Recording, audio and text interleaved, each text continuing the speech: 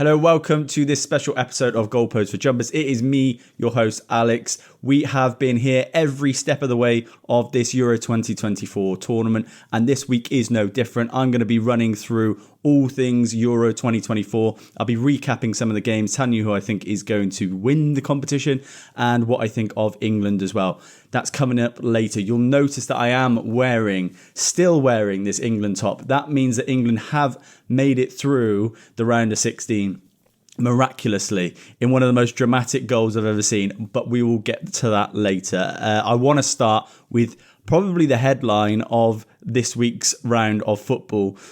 It's the Ronaldo tears during the Portugal game.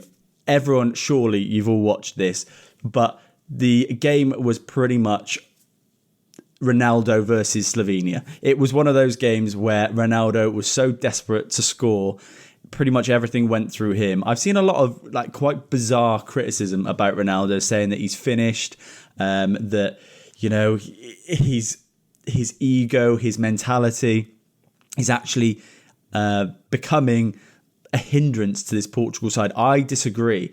I think Ronaldo's sheer will is what drags Portugal through all of these tough games. I thought in qualifying under Roberto Martinez that Portugal had kind of hit a new gear, that they were this team similar to what we've seen from Spain in this tournament, that they could come out and just batter teams 3-4, 5-6-0 and go cleanly through the tournament. We haven't seen that.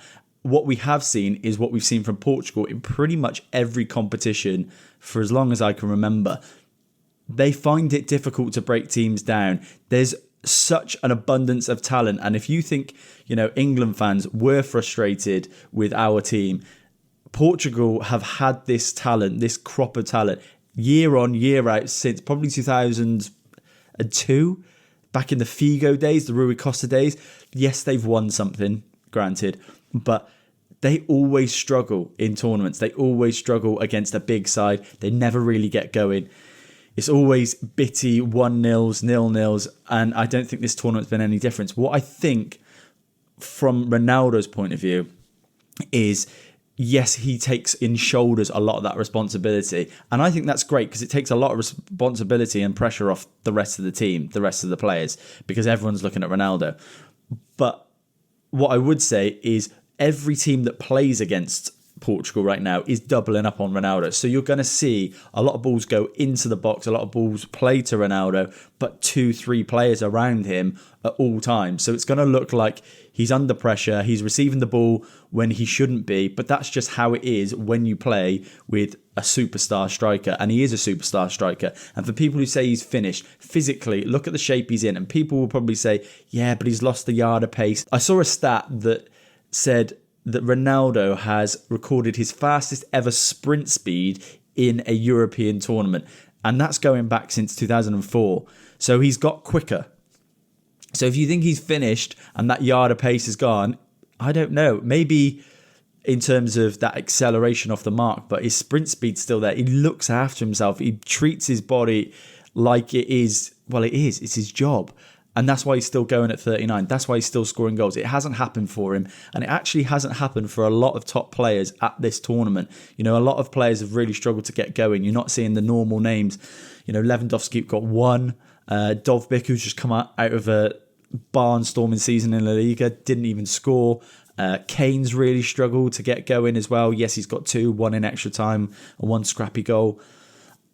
It's not as easy as coming into a tournament and scoring 5-6 goals that he has done every year. It's more difficult for him this year, particularly with a lot of teams employing that low block and doubling up on him. What I would say is that Slovenia game was pure box office, and box office is the way to describe it, because Ronaldo, I've never seen anything like it. Ronaldo crying during a game. It was surreal. I couldn't believe what I was watching. Yes, it was the Ronaldo show and he had about 15 shots, which he was pretty close with one of the free kicks. I think Oblak made a couple of saves as well. One save at the end when he was one-on-one. Yes, he missed a penalty. It was an unbelievable save as well, but he stepped up in the penalty shootout to score. I think Ronaldo will shoulder a lot of the criticism and he's used to it. He accepts it. And it obviously gives a lot of the other Portugal players a bit of freedom, a little bit less pressure to perform. And when the media, when social media in particular is all at you, everyone's focusing on Ronaldo and not on Portugal's pretty dismal display. But I do think it has shown us one thing, that first of all, that Slovenia side that played England, where we were all so disappointed with the performance, Slovenia do this to pretty much everyone they play against. They are brilliantly organised. They make it difficult. They defend man for man, but they double up so quickly. Everyone seems to be on a next level of motivation that it's almost like it's their last game. It's their biggest game. Every game is. And there's no doubt that that's the case when they came up against England, and they've just made it super difficult for Portugal, having to beat them on penalties in the end. I just think it's probably a good little wake-up call to England fans that we shouldn't have this arrogance that we can turn up and beat every side 3 and 4-0 comfortably. Yes, we want a better performance, but as Portugal have just shown, they may well go on and win this tournament after that display, after getting beat by Georgia. We haven't been beat yet.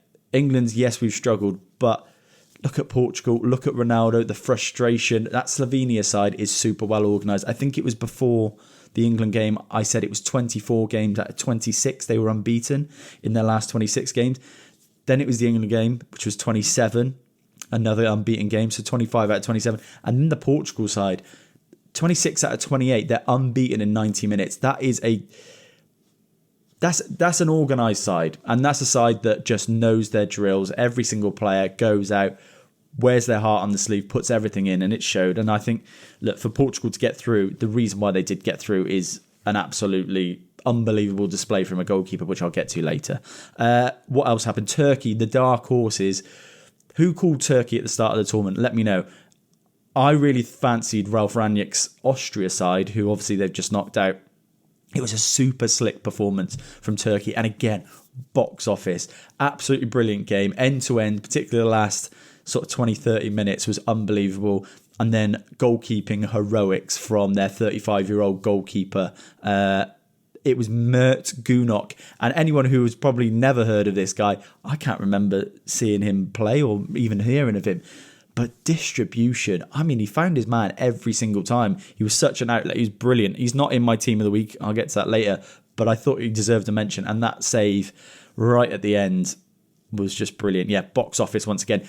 Netherlands, not so box office, but they're getting the job done. Dominant display against Romania. They will have to go up a gear in the next round against that Turkey side, because that Turkey side just look, I don't know, that Arda Güler, Hakan Çalhanoğlu, their wingers, and again, I'll get to that later, but their wingers just love beating a man, getting at a defender, and I think Netherlands will really struggle against that. I think that Turkey side is going to be a little bit more slick, a little bit more subtle, and I think Netherlands haven't played that sort of team yet. They've had difficult games. They've had France, I think Poland, Austria. They've had difficult sides, but this Turkey side's so different, and they're on a wave. You see after that game the way that the crowd, the players all together, the way that they were out on their feet, but there was a togetherness, and I think Netherlands are gonna, they're gonna have to step it up. But I do think, for me, I think Netherlands will get past that Turkey side. It'll be a difficult game, and more difficult than it looks like on paper. Spain, the favourites, turned it around against Georgia. I was gutted to see Georgia go out because they were one of my favourite teams in this tournament. But that sets up a quarterfinal tie with Germany. And again, go back to that word, box office. That is going to be brilliant. Spain, Germany. One of the tournament favourites is going out. I fancy Spain to go through. I thought Germany, if they could navigate their way, and it all comes down to the draw in the end, but I thought they might be able to navigate their way all the way to the final. Home nation, that game is going to be tough. But if I do say that about Germany, they have got, I think, the player of the tournament at the moment, Jamal Musiala, who's in unbelievable form. And it's funny when you see people who never watch European football all of a sudden go, where's this guy been hiding? He plays for Bayern Munich. But Musiala, yeah, he's unbelievable form. I don't actually think Germany were all that convincing in that Denmark game. Again, another display to show you that England have played a difficult side and a side that can cause other teams, big teams, trouble. Denmark did that against Germany, and I think Germany were probably pretty lucky to come out of it. Thought Kai Havertz was brilliant in that game and a few others, I'm not that convinced. Comes down to Spain and Germany. I do fancy Spain in that. Another tournament favourite, France. Still no goal for France from open play for any of their players so far, which to get to a quarter-final stage with 4 games in is madness, considering you've got the likes of Mbappe, Griezmann, you've got Thuram, you've got Dembele, you've got Tchouameni, you've got these players who are just scoring and can score, can create, and I don't know, something's not right with France. And it's not that I think France won't continue, because I think defensively they've been pretty good. Saliba looks like a rock for them. Theo Hernandez, again, best left back in the world for me. He's doing really well. I do think France can be got at, but I don't know what it's going to come down to. Obviously, Portugal in the quarterfinal, it may come down to a moment, and it may be just one of those where Mbappe steps up again and drags France through. It could go either way, if I'm honest. And if it goes down to penalties, who's to say that Portugal can't get through it with their goalkeeper? Honestly, can't call it, to be fair. But I said Portugal at the start of the tournament. I'd probably edge towards France in that. Switzerland dispatched of Italy pretty comfortably. I don't think many people expected that. Obviously, Switzerland look really good, but Italy have got that tournament pedigree, and player for player, you'd argue Italy had the better side. Switzerland dominated that game, and I think it's all down to one player, and it's a player that England should be really worried about in this quarterfinal, and it's a player that I don't think I thought I would say this about, Granit Xhaka. What Granit Xhaka has been doing this season for Leverkusen is obviously translating into what he's now doing for this Swiss side. I think Granit Xhaka is quite keen on the coaching side of it, so he's obviously been speaking to his Switzerland coach and his Leverkusen coach. Obviously, Xabi Alonso's got a way of playing that has kept Leverkusen unbeaten for an entire season in their league. A lot of that seems to translate because there's a lot of similarities between how Xhaka plays for Leverkusen and Switzerland. I think England can get past this Switzerland side, but I'm not fully convinced. A lot of games are these close, tight games, 1 or 2 goals to decide it. If it comes down to a big moment, England have got those players, but Switzerland just never rule them out. And particularly, like I said, the way that they dispatched of Italy should be a little bit worrying for England going into that. I don't think that Switzerland are the favourites, no matter how many people say that they've been better than England. England do carry that status, those players. Man for man, you wouldn't take a single one of those Switzerland players in that England side. But it depends how they're set up and how they're coached. And you can have plenty of criticism aimed at England in that respect. I have heard rumours that this tournament, and murmurs that this tournament has been one of the most boring, lifeless tournaments, the worst tournament in years. A lot of that is down to, a lack of goals. We started off with a bang, there were loads of goals, and then there was a lot of dogged displays from underdog teams to get them through and get a point because of the tournament format, qualifying with the 3rd place on occasion. I would say football for me isn't about goals, it's about drama. Look at the excitement in that Austria game last minute. It wasn't about the fact that he scored, it was the fact that the Turkey goalkeeper made the save. So it's the drama of it. It was the last minute. Yes, goals are massive, but the drama is what creates the tournament. And for me, this tournament has been filled with it. That last round of 16, there's a lot of games that you probably looked at and you thought they're pretty comfortable for the bigger sides, but they were drama-filled because it was tight, it was tense. All of these teams, by the way, employing this low block obviously works, and it's obviously an effective method at qualifying through this tournament format in the Euros that Slovakia, Romania, Slovenia, Denmark, Georgia, all progressing to these knockout stages through the groups by employing that low block, that 10 men behind the ball, maybe hit them on a counter, maybe get a point and draw 0-0. All of those teams made it through. I think where we're seeing this tournament change now is all of those teams that I've just said are out. So this quarterfinal stage is, first of all, I would say where I think the tournament is going to really come alive. You're going to see some more goals, but some more quality and less of the 10-man behind the ball, low block style play, I hope.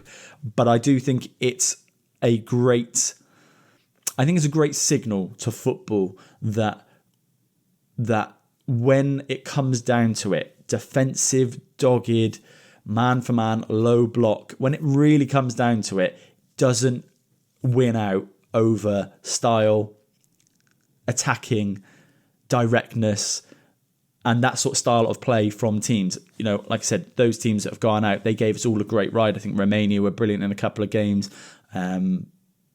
Georgia had a shock result. But really, it was those teams that were the underdogs, but employing that low block, who are all out now. And all the teams that played free-flowing football, a little bit more offensive football, that have all made it through. So hopefully that's a good sign for football, that we're not going down that route of it's all about defence and keeping a clean sheet, because that is killer. We watched it with Jose Mourinho for years at Chelsea. They weren't fun games to watch. Hopefully this tournament, look, Euro tournaments, knockout football, a lot of it is about keeping clean sheets, keeping it tight. But I think this next stage, I am so excited about it, because this is where I think everyone can take the gloves off and really go for it. You know, the teams left in it, Spain and Germany. Then you've got France. Then you've got Portugal. These teams coming up against each other. I'm buzzing for it. Let's do my team of the week. Right, so team of the week. In goal, I've gone for Diogo Costa, penalty specialist. I called it at the start of the tournament. I did tell you, if Portugal get to a penalty shootout, which you never know whether they will, but he ended up doing, he is a specialist and he will be the reason and the difference between Portugal going out and going through. He was that. He made 3 saves. Every single penalty was saved in that shootout. And a massive save, let's not forget, from Benjamin Sesko, running through on goal. Couple of minutes left of extra time and he makes that massive save, that one-on-one save. So yeah, Diogo Costa, how could it not be? What a performance. Right back, I've gone for João Cancelo. I do think that even when a team loses or has a poor performance, that you can still pick out individual performances. There are still some top performances. And even though Cancelo didn't score or assist, he kept a clean sheet, but I think all night was so good on the ball, used the ball really well, was such an attacking threat, which we know João Cancelo can be. But off that right-hand side rather than left back like he was at City, it's just a fascinating, probably a fascinating summer in terms of transfers. Where are we going to see him go? He's a Man City player. He's just come from Barcelona. He was on loan at Bayern Munich as well, and not ultra successful at either of them, if we're honest. Where does he go? Because Man City aren't going to keep him. Pep Guardiola has obviously already said, you know, I don't fancy this player mentality-wise, not ability-wise. But what we've seen in that game, I thought he was brilliant. I thought well-deserved in that right-back position. And a lot of people keep, you know, you'll forget that when you keep a clean sheet for your team, when you are supposed to win, you've still had to do a good shift, and he did that back and forward. I thought it was really good. Centre-back, how could it not be? Merih Demiral for Turkey, 2 goals for a centre-half, and won everything in the air. I thought he was brilliant for Turkey, and a big reason, obviously, why they're through. Got the 2 goals from set pieces, but an all-round proper display, an experienced display, what Turkey needed. Like I said, won everything in the air. And obviously when Gregoritsch came on, that's a real attacking threat, aerial threat. And he won a lot of the balls in the box as well late on. So I thought he was all round brilliant from him. Centre-back alongside him, I've gone for Vanja Durkasic for Slovenia. What a performance he had. Again, Slovenia going out, easy to forget what they did for 120 minutes in terms of keeping Portugal out. Thought he was brilliant. Again, someone who won everything, and fundamental for what kind of Slovenia have been, in that it's, like I said, that dogged, that aggressive but physical approach to stopping strikers, getting space, particularly inside the box, but outside of the box, winning first headers. I thought he was brilliant all night, and again, 120 minutes, it's unbelievable to keep that up against that Portugal side. Left back, I've gone for Ferdi Karagioglu for Turkey. Turkey performance, like I said, was brilliant. The fullbacks were fantastic. Karagioglu at left back, I thought, was a great, not just defensively, a great attacking outlet. I thought he kept that Austria side really honest, because they couldn't, it was end to end a lot of times, but when he received the ball, he kept pushing and being direct himself like a winger, getting at the Austria fullbacks and making space and creating attacks for Austria for Turkey on the counter attack. I do think it'll be another, like I said, another step up when he faces Netherlands in the next one. And he'll have Xavi Simons, he'll have Cody Gakpo, he'll have all the likes. But I think for a fullback, what is really important in the modern day and what we struggle with England at the moment, what we're watching, is an attacking outlet from a fullback position, willing to get down those wings, both sides. And Turkey have got that. Turkey have got that in abundance, not just from their wingers, their front men, but their fullbacks. And a big reason I think that, Austria had to keep themselves honest, that they couldn't just chuck everything at the game, because there were runs being made from their fullbacks either side. There was a lot of attacking threat from them, but defensively he stopped pretty much everything coming in as much as he could have against that really decent Austrian side as well. Central midfield, I think possibly my favourite player of the tournament so far, Fabian Ruiz. He got another goal, but just a player who moves the ball so slick, so well, that England cry out for, that a lot of top teams would love. He's at PSG, and I'm telling you, I watched plenty of PSG. He's not as good as this. In fact, he's distinctly average, and I can't stand watching him for PSG, because when he plays, it's just a killer. He's sideways balls. He's very, very weak in the attacking third. He tends to make a lot of wrong decisions, bad decisions. You just want to see Mbappe play and Dembele play. So I get really frustrated when I watch him for PSG. But in this Spain side, he's like a man possessed. And one of the biggest shocks for me is seeing the performances that he's put in. 3 games he's played, 2 games near man of the match performance. So yeah, he had to go in that for that game. Alongside him, another one who part of that Spanish midfield, Rodri. Goal to start the comeback, and that was crucial for Spain. What I loved about that Spain performance is the fact that they went 1-0 down, and then their response to it, they were incessant. They were high, intense, pushing up the field. I think they had like 8 men in the box at times. It was madness. And this was at 1-0 during the first half. Rodri got that goal. He's a big game player and arguably the best centre midfielder. Maybe the best central defensive midfielder I've ever seen. It's him, Busquets, I don't know. But another great performance. And if he does win Spain this European Championship, he's probably got a good shout to be up there with Busquets, I think. Finishing off that midfield, another player who's just been mesmeric this tournament, and I cannot believe I'm saying it, but N'Golo Kante. Where has this guy gone and where has he come from? It's like, it almost felt like he retired, and then obviously he plays in Saudi Arabia. And that to some people might seem like a retirement. And I have said about the Saudi League that don't underestimate it. There are some top players, some top midfielders, some top strikers in that league. Don't feel like it is just a retirement league. And he's obviously kept himself fresh all season. He's managed to get a full season under his belt. And then come in this tournament, I think he's been brilliant. It feels like the old Kante of like 7-8 years ago, early Chelsea days. The Leicester team that won the league. It feels like that. He's all over the pitch. He's making tackles. He's getting back, intercepting play, but he's starting a lot of attacks. And I think that's what's been really impressive about Kante. What I do love about Kante, which I find really frustrating with a lot of midfielders these days, is the ball comes into him and he moves it quickly. It's 1 touch or 2 touch. Takes the ball, it's out of his feet. A bit like how you'd expect like Carrick to play, Busquets to play, Xavi to play, those sort of players.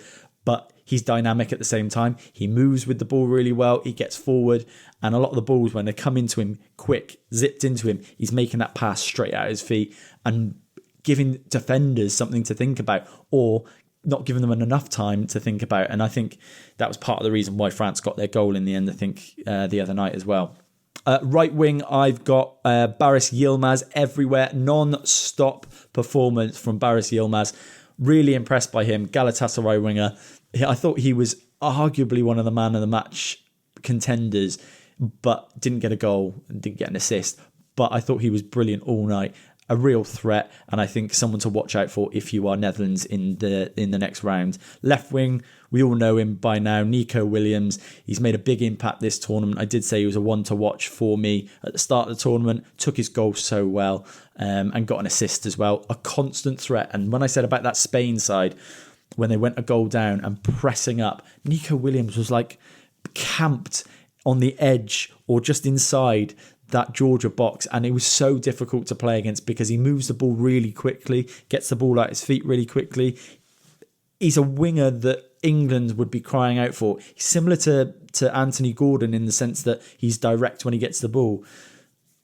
And I just think if England had player like Nico Williams, we wouldn't play him anyway. But that Spain side, Yamal one side and Nico Williams, I thought they've been really good. I keep leaning towards Nico Williams because of Nico Williams for Forest, but Nico Williams. Striker, I got to go for Kai Havertz. Thought he was brilliant. This feels like the Leverkusen Havertz, the Havertz that signed for Chelsea, that everyone was hoping to see. I got asked a question by a Chelsea fan back when Havertz first signed for Chelsea, and they said to me, I don't really watch much of him. They knew that I watch a lot of Bundesliga games. What is he like? Is he decent? Is he a great signing? And I said he might be the next big thing, because he was never a true striker for Leverkusen. There was never a time really where Havertz has had an out-and-out striking position. It's always been kind of that deeper lying forward role, but central. So I don't think that's something that's new or something that he's never been able to figure out. I just think it's something that is his player type. He's tall, he's gangly, he's quite physical, but he's very good with the ball at his feet. He's very tricky, and he is a finisher. People forget about Kai Havertz. He's great in front of goal. His goals are never going to be the Erling Haalands, the Harry Kane levels, the Lewandowskis or Suarez, the players that we've seen in the past. But what Havertz does is link play from midfield to attack. He's almost like number 10 and number 9 all in one. And I thought his performance this week was reminiscent of what I saw in that player at Leverkusen. Yes, he got loads of goals at Leverkusen. He's never going to get that sort. I don't think he'll ever score 20 plus goals in the Premier League. But he's almost like, if you can get 15 goals out of him and have that player who can link the midfield to attack, I think that is worth its weight, because particularly in a lot of games where Germany will face these teams with a low block or teams that are trying to defend quite deep, he's crucial for that. He takes the ball really well, rarely gives it away, Kai Havertz, but they've also got then the Musialas, the Florian Wirtz, those creative players around him, and he will get on the end of something. He's great in the air as well. I think Kai Havertz, brilliant performance this week and felt like the old Kai Havertz to me. Right, let's get on to the most frustrating topic and the thing that we've all been talking about all week, the England performance. Quick shout out to all of the Welsh followers of the show. I do apologise, but Wales are not in the Euros and England are, so I am going to be talking about them, and I am English, so you'll have to put up with it. But at the same time, you can hate watch England and you can enjoy my pain after every performance. Starting off with Mark Guay, pain in that performance was that, first of all, Kieran Trippier stitched him up with a pass that's seen him out of the next game against Switzerland. That is a killer. He's England's best centre-half this tournament, and it will be interesting to see how Southgate lines up now. Does he go to a back five to accommodate, a Saka left back or a left wing back, and maybe a Trent right wing back, and then a Walker, Stones, Konza back three? I don't know. I think if Mark Guehi was fit for the next game, I'd be pretty. If he was available, for the next game, I'd be pretty confident that Southgate would pick that back four again. But it almost feels like this tournament's been all about stumbling into correct styles of play by accident for Southgate, and this may be it. Guehi out of the next game. Does he then switch to a back five, and does that then give England a bit more freedom, a bit more width? And a bit more fluidity in the final third? It's funny how a lot of times you'll look at the forward players for not scoring goals. A lot of it is down to the setup of the team from the back to the front. And sometimes when you've got a lack of width from a fullback, that can cause you to come really narrow and make you really easy to defend against. I think Mark Guehi being out maybe does that open it up to make a back five. And it's funny as well because Gareth Southgate's been criticised his whole career for being defensive and playing extra players in defence when he shouldn't, or defensive players. He may now switch to a back five. And that'll be after probably a call from all English fans to play that back five. You look at that setup with Trent right wing back and Saka left wing back. A lot of people are calling for that, so it'll be interesting to see. Bukayo Saka would be the one to miss out in that sense if they did switch to a back five, in that he'd then have to fall back into fullback, which he can do, but it's not where I want to see him. I feel sorry for him. I felt sorry for him last week. Nothing changed. Kyle Walker put in his probably worst performance I've ever seen in an England shirt, and Saka suffered as a result of it, not receiving the ball at the right time. Again, we had Foden left wing, so we had all of it switched over here. So all the defensive pressure was over here because we were doing nothing on that left-hand side. Saka was then crowded out, found it really difficult to get direct and run at his fullback. I wonder if that changes. Does he become more of an attacking threat at left fullback? You don't know. It could be one of those where you go back to come forwards. I don't know. Phil Foden, this is the time for me where I have to say Phil Foden is not doing it in an England shirt, and it's the time where I would say I'd like to see him out of the team. This is not abuse. It's not hate. It's criticism, and fair criticism. And I think he would even own up to it himself to say, I'm not playing my best football in this England side. I'm not the same person as I am at Man City. It is massively to the detriment of this England side that Phil Foden is playing. And I think one of the main reasons we've struggled to score goals and look dangerous is because of Phil Foden on that left wing. I've called for him to play in this team. I think he's so good you can't not. But just play him deeper, play him in a deep line where you'd expect Kobbie Mainoo to play. I think he's a better player than Mainoo at this stage, and I think he can play that position. Southgate's not going to do that, so I think Southgate has to take him out the side. I think you've got to play an out-and-out winger down that left-hand side, and whether it's a back five where you play Saka as a fullback or you play Anthony Gordon on that left-hand side, one of those two things have to happen because Phil Foden can't play on that left wing again. I can't see it again. It's too much. It's driving me nuts. It's the obvious problem. It's so obvious that England are suffering because of it. But still, I would not be surprised if I see him out there on that left-hand side against Switzerland. Jude Bellingham. I said, don't worry about Jude Bellingham. Don't worry about Jude Bellingham. People talking about him like he's dropped a stink, he's had a shocker. I understand he didn't have the best of games.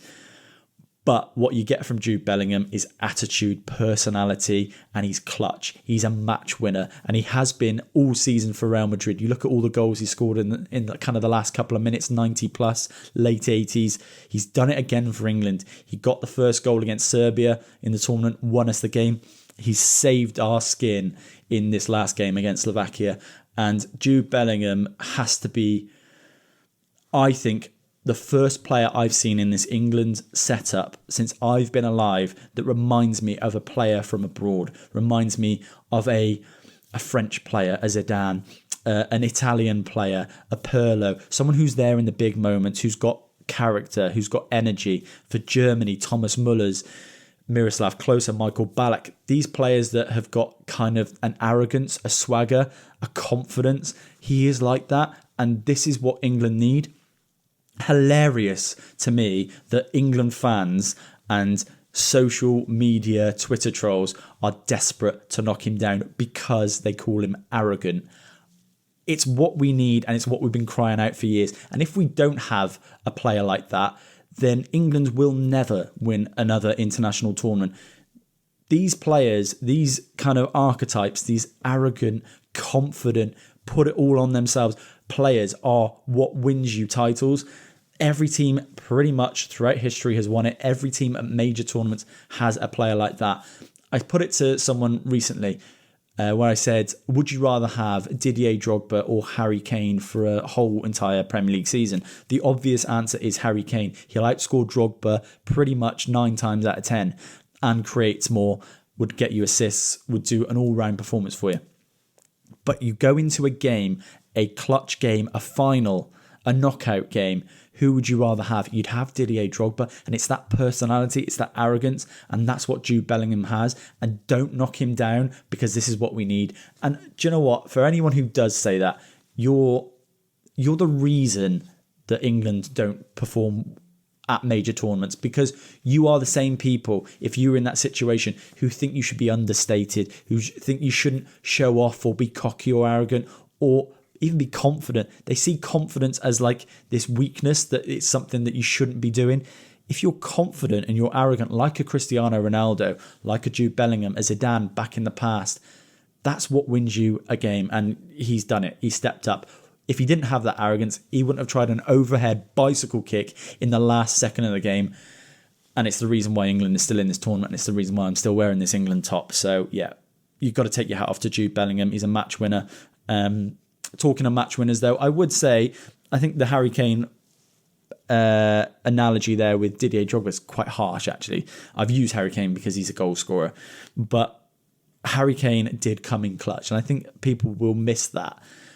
Kane got the winning goal, and it's worth reminding everyone that he does do this for England when it matters. Yes, he missed a penalty against France, but he also scored a penalty against France. He scored in knockout stages for England, and he scored big goals in the World Cup in 2018, in the Euros 2020 against Germany, and again against other knockout teams like a Ukraine. He grabbed a couple. It's one of those where Kane goes under the radar and people are actually calling to drop him. Harry Kane is the first name on that England team sheet every single day of the week. Please don't say to me that you think Harry Kane should be dropped for Tony because Tony brings the ball down well. Yes, he does, but Kane does it better. Don't tell me that Tony links up play better. Yes, Tony does it well, but Kane does it better. Kane is the best in every aspect in world football in that position. He's the best striker in the world, and he came in clutch for England again. And don't forget that, because Harry Kane takes a lot of stick from England fans, from English football fans. You know, there's the whole thing about his speech impediment and stuff like that. People are just nasty, plain nasty. And what it does do is detracts from the player that is Harry Kane. Forget the person, the player that he is, and he is a phenomenal footballer and the best striker that England have produced that I've ever seen. You know, Wayne Rooney's the best player, but Harry Kane's the best striker I've ever seen for England. He came in clutch. He won us the game. He ran his heart out once again. And yes, he does drop deep, but actually when you look at his heat map against Slovenia, against Slovakia, particularly Slovakia, his heat map is pretty much all on the edge of their box. He drops deep because he's the best at linking play. He's the best at creating as well in our team. He's actually the most creative footballer in our team. That's why Harry Kane drops deep, because he feels like he can affect the game in the best way. Wayne Rooney did it for years.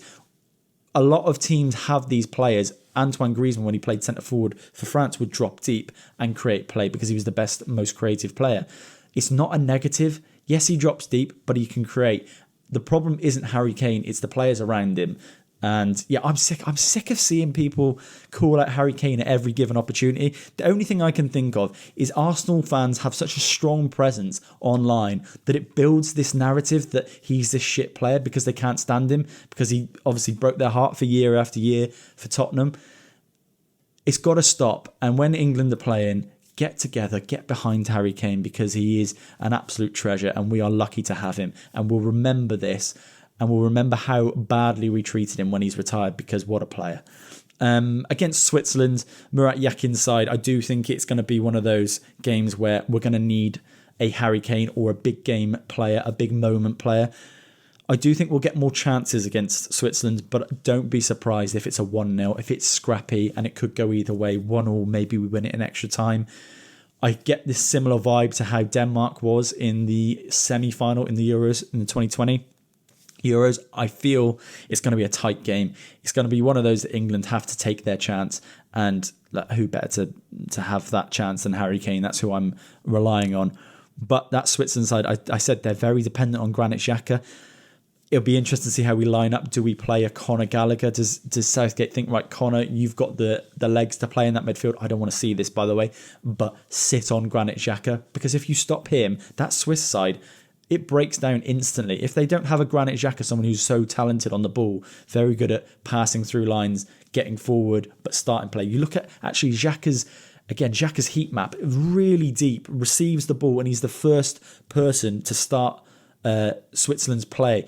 If you can stop that happening, Kane can press, but I wonder if you've got a Conor Gallagher alongside.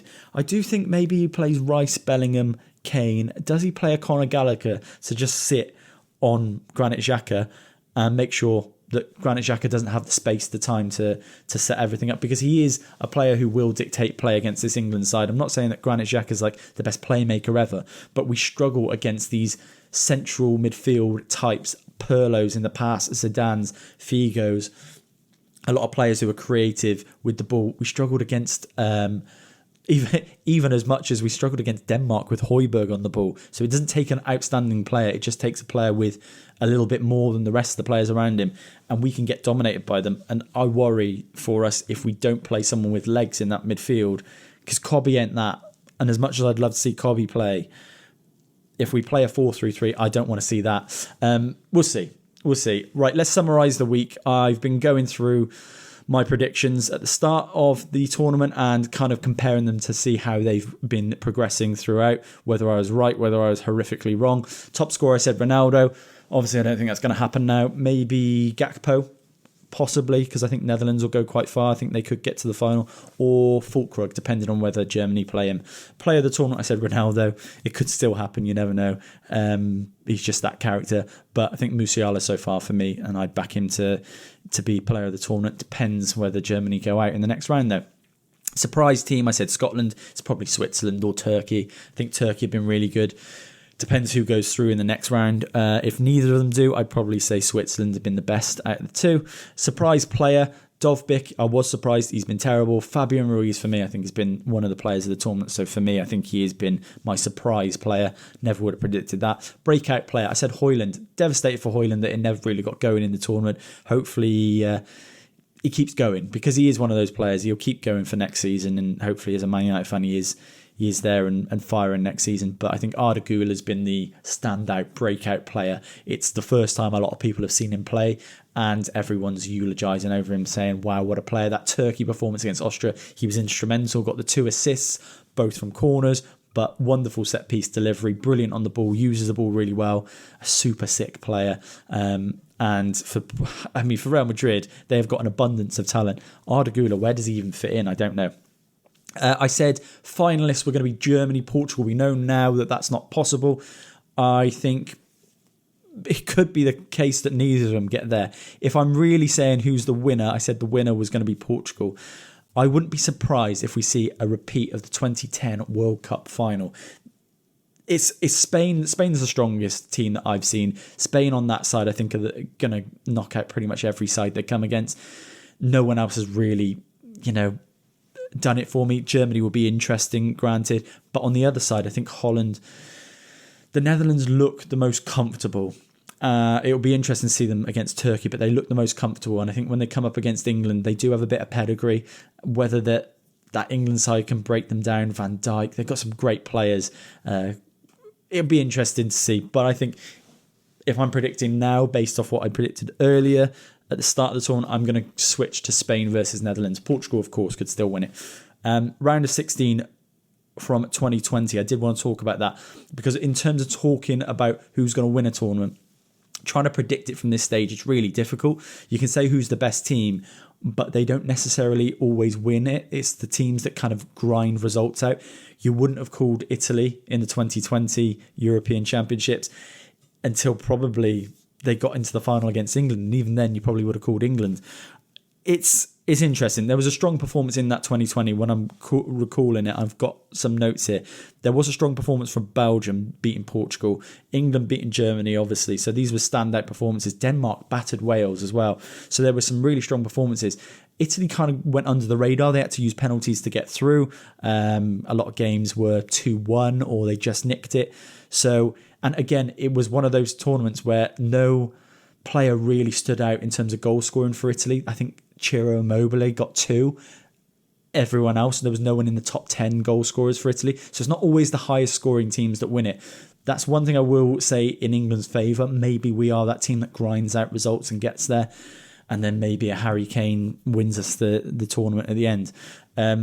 We'll see. Look, I am one of those optimistic England fans. I get behind my team no matter what. It's really difficult to... I've never experienced a change in emotion in a football game, I think, since 1999 when Ole Gunnar Solskjaer scored in the last minute and Teddy Sheringham scored in the last minute for Man United that eventually won us the Champions League and the treble.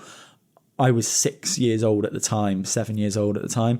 So to experience that as an adult, when you're that young, you're trying to process it. It's really difficult. To experience that as an adult and understand my emotions and understand them, but not be able to regulate them. I was actually panicking. I was sat there on the sofa. My head was in my hands. Right up until that moment, I was furious. There was anger inside me that I only really feel when I watch Man United play. And I've experienced it for England in the past, but this was different level. We were so frustrated. Gareth Southgate wasn't making any changes and nothing was changing. The second half performance was slightly better, but it's only because we were dominating play because we were 1-0 down. Then Bellingham steps up and scores that goal. And the manner that he scores it and the player who scores it, my emotions were, I couldn't control it. I didn't understand it. I was almost in tears and I can't explain why. And I thought, I'm just a weird guy. I'm too into football. And then I've watched videos this week of wives filming their husbands at home in tears, in bits, watching that game. And I thought, okay, right, maybe I am normal. That was a normal reaction because it was the low to the high in such a quick time. It was the fact that it was Jude Bellingham. He's our prodigy. He's our star boy. And he scores that type of goal to keep England alive. I've never experienced anything like it. And that may be up there with one of my favourite England moments ever. And I'm including Luke Shaw. I'm including Kieran Trippier. I'm including the Colombia penalty shootout as well. That was something else. I've not felt like that in a long time watching football. And thank you to Jude Bellingham because that was an incredible moment. And hopefully we see that again. Or I don't know because I can't handle it. Either way, guys, we're going to be with you every step of the way. Hopefully I'm still wearing this England shirt the next time I see you next Thursday. Have a great week. Enjoy the Euros. Enjoy it. It comes around once every 4 years. International football comes around once every 2 years. Enjoy the drama, even if you're not an England fan.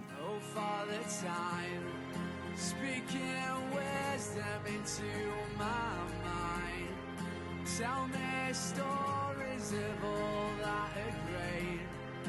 Cherish these days before it's too late.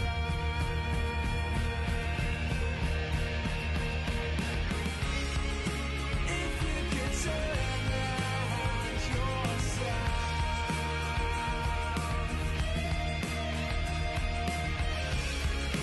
would you hold on to your world?